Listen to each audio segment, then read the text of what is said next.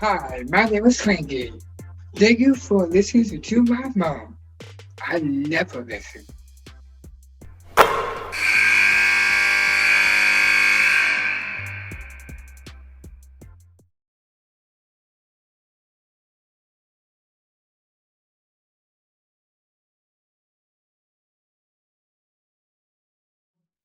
Welcome to Nothing But Net. Grace Townsend, the 5'5" senior from Richmond, the A10 champion Richmond Spiders. Grace, thanks for being with us on Nothing But Net.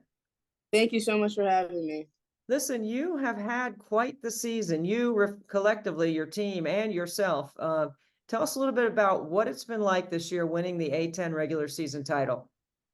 I think for sure coming into this year, we kind of knew that it was going to be a different year. The energy felt different. And also, we were getting to the point where we are starting to put all of the pieces together.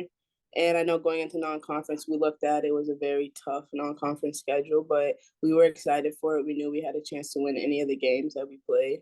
And heading into conference, coming off a pretty good non conference schedule, I think we knew what we could do. It just came down to execution, playing together and having fun. I think winning the regular season for the first time in a really long time, I think that's excited us, and I'm really proud to be a part of this group that's been able to do it.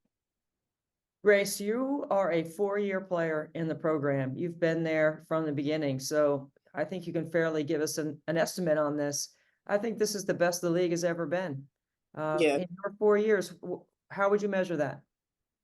I think especially coming in freshman year, seeing how the program has changed as well as the different types of teams and seeing how you had the UMass dominating, how the VCU won freshman year and stuff like that, and going on and like growing in the league as well as other teams developing and getting new teams like Loyola and coming to where we are now, I think it is the best this league has been, and anybody can win at any chance. Like any team can lose, but any team can also win. I think that's the best part of the league so far, how competitive it is. You are averaging 13 points, 5 rebounds, 5 assists, and you're 5'5". Are you really 5'5"? I think I am 5'5". I actually am. Am I gonna have to get my tape measure out and measure you? You know, I carry a tape measure around with me everywhere I go. Sometimes you just got to measure stuff. Yes, I think I am a solid 5'5". Other people like to say I'm 5'4", but I believe I'm a solid 5'5". Okay, so at your size, learning how to play the game, tell us what is the tricks of the trade for a smaller point guard and how you see the floor. Well, it's definitely being at a disadvantage when everyone else around you is about 6 feet or taller. But I think for sure being able to know how to use that to your advantage and being able to, I'm smaller, but I'm also quicker than most people. So being able to use my change of speed, but also know what passes work, what passes don't work.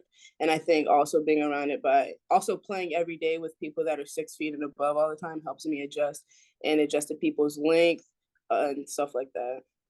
You just led me into what I like to call the 3 W's of a good point guard: who to get the ball to, when, and where. Obviously, you got an incredible handle on all the personnel and you understand the system from Coach Russell very well. How about Addie Butnick? Tell me a little bit about her and your connection with her, because she's one of the top players on your team as well, and she's the defensive player of the year in the league.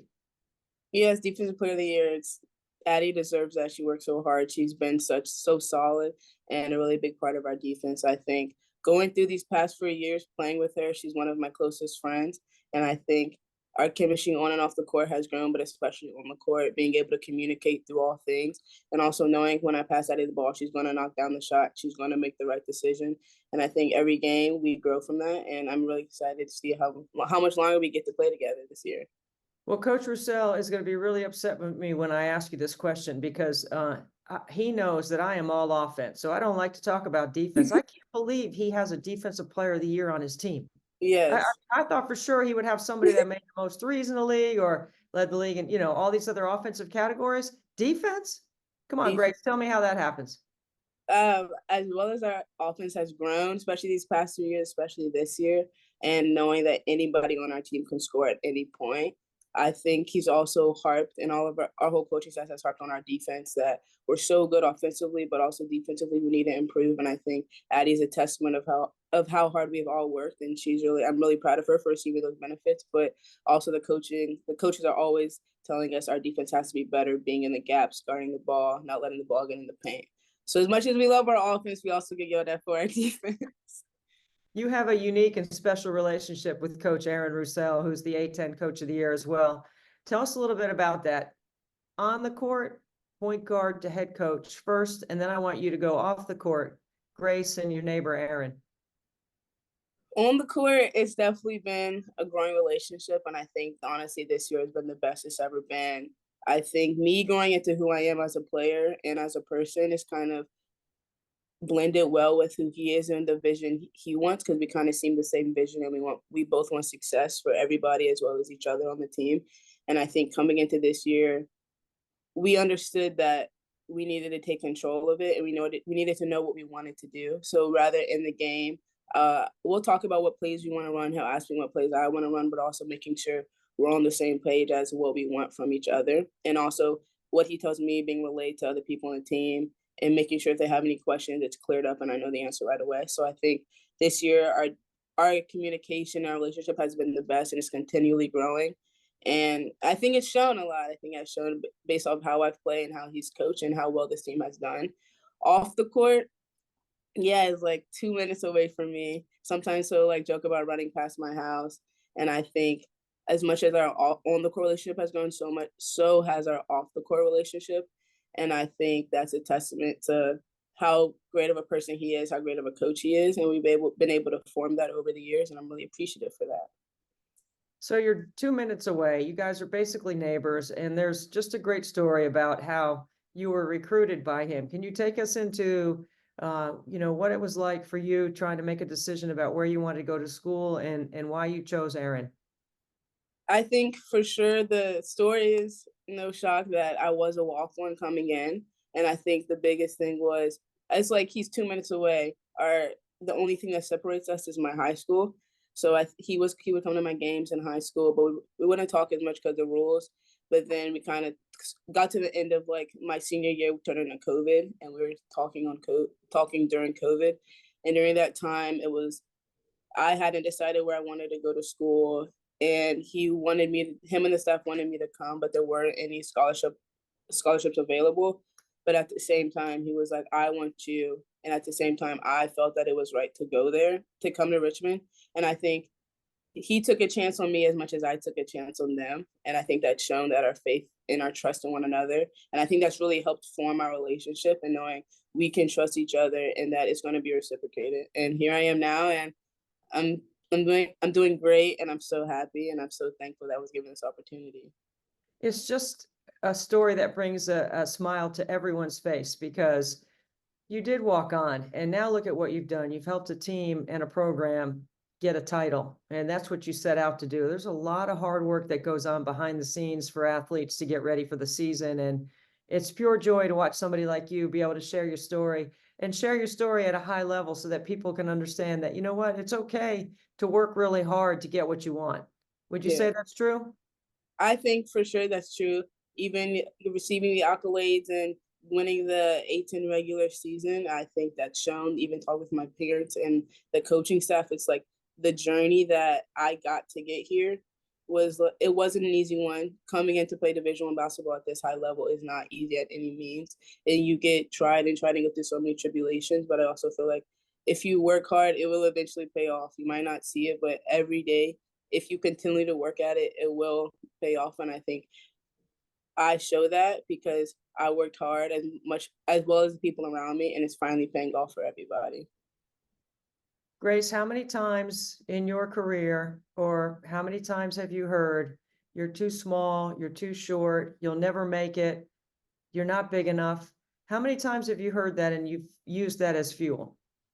High school, all my life, I've heard, oh, she's too small, she's not going to be able to play at the high level, this, that, and the third. But it really was like, talking to my parents, it's like, that's not true. My height it's like, the saying is like, heart over height, but it's like, at the same time, I know how to use my size to my advantage as much as someone that's 6 foot knows how to use their size to their advantage. So I think I use it every day. People say I'm too small, rather, even in the game or practice. If like one of our posts or our big guys try to post me up, it's like, you're not going to post me up. I'm not going to let that happen. So I think it motivates me every single day, because why not? What's wrong with being 5'5"? I can be that one difference. And I think over time that is shown. when things are tough and people are yelling at you and they're saying these negative things and it's hurtful, how do you get out of that? Where does your attitude go? What do you think about that pulls you out of those tough times when people are giving you a lot of crap? Well, it happens a lot. You hear a lot of things going on. Sometimes the response is say something back, but also when it comes to me, I just take a deep breath. I sit back and relax, and I kind of rely on my faith with it and know that I am who I am. And no matter what anyone says, I still am the person that I am. And I take my faith in God, and I really trust in that. And I think it comes down to people are going to say things no matter what. So I'm going to just do my part. It's going to be good. It's going to be bad, but someone is always going to have something to say. But it doesn't really have anything to do with you or who you as a person. It's just what happens when you get into the sports atmosphere, especially women's basketball. So I just take a minute, relax, and just trust in myself and focus on myself as well as God. I think you're remarkable. I think you've had an incredible run. I can't wait to see what you guys do as the 1 seed in the A10 tournament this week coming up. And I'm anxious to see what happens with the postseason as well after the A10 tournament. Grace, you're a model of incredible attitude and all the right stuff. And we're so grateful that you took some time, especially during championship week, to spend with us. Thank you so much for having me. It was an honor. Grace Townsend, Richmond Spiders, the #1 seed in the A10 tournament and the A10 regular season champions. Thanks a lot, Grace. Thank you so much. Have a good one.